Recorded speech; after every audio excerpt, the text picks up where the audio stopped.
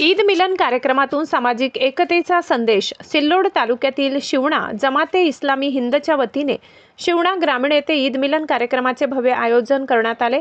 मंदिराजवळील शिवाई मंगल कार्यालयात हा कार्यक्रम उत्साहात पार पडला. कार्यक्रमाचा मुख्य उद्देश सामाजिक एकता आणि आपसी बंधुभाव वाढविणे हा होता. या कार्यक्रमात मोठ्या संख्येने नागरिकांनी उत्स्फूर्तपणे सहभाग नोंदवला. औरंगाबाद येथून आलेले श्री नौशाद उस्मान साहेब यांनी सामाजिक एकता आणि इस्लाम विषयावर प्रभावी मार्गदर्शन केले.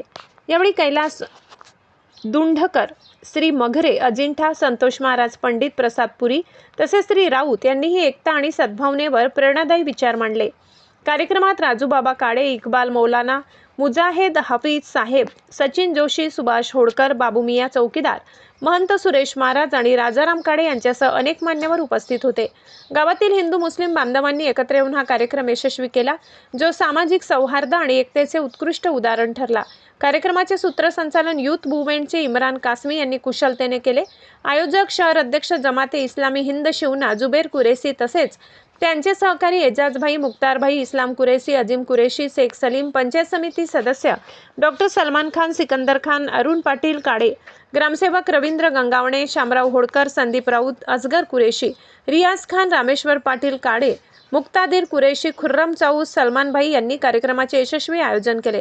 अपतक न्यूज महाराष्ट्रासाठी प्रतिनिधी सलीम कुरेशी. हो, शक्य आहे. लोक पीएचडी करायला येतात जमात इस्लामीच्या बँकेत. कसं काय व्याज वितरित चालते? एकानं ऑब्जेक्शन घेतलं किंवा तुम्ही की नाही भारत देशाचे इस्लामीकरण करत आहे का? तुम्ही व्याज वितरित बँका सुरू करत आहे. अबे म्हटलं, तुला माहित आहे का भारतामध्ये व्याज विरहित कर्ज देण्याची घेण्याची पद्धत कोणी सुरू केली? कोणी सुरू केली माहिती आहे? छत्रपती शिवाजी महाराज यांनी सर्वात आधी भारतात सुरू केली ही पद्धत. माझं पुस्तक आहे याच्यावर, शिवणा आणि मुस्लिम समाज. कलेक्टर साहेबांनी पुरस्कार दिलेला आहे. सर्वात आधी व्याज विरहित बँका कसं चालतं, काय चालतं सगळं त्याचं प्रशिक्षण देऊ शकतो. याला म्हणतात एकता. किंवा काहीतरी असं विकासात्मक मिळून करा. नुसतं काहीतरी नाटक करायची, एखाद्या नॉन मुस्लिम लीडरनं गाडीची टोपी घालायची, खजूर खायचा, फोटो काढायचे, एखाद्या मुसलमानानं सरस्वतीच्या फोटोला हार घालायचा, मौलानानं टाळ्या वाजवायच्यावर वा वा वा वा वा, हे असे नाटक करायची गरज नाही. खऱ्या अर्थानं एक व्हा.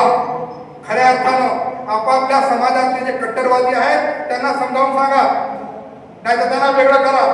तुला लग्न समारंभात नाही, तुझ्या मैत्रीला जाऊ नाही, तुझ्या माती जाऊ नाही.